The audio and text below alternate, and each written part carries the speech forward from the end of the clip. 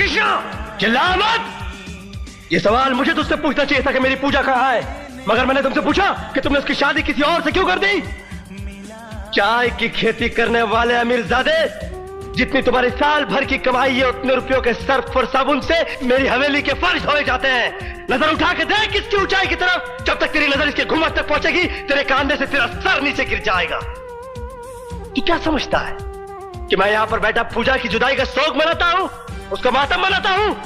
नहीं, टाइम नहीं है अपने पास। यहाँ पर पूजा तो क्या, उसकी यादों को भी आने की इजाजत नहीं।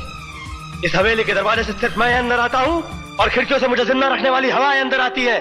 इसके सिवाय कुछ और दिखाई देता है तुझे अंदर? तू मिल सका न हमको, तसल्ली तो मिल गई।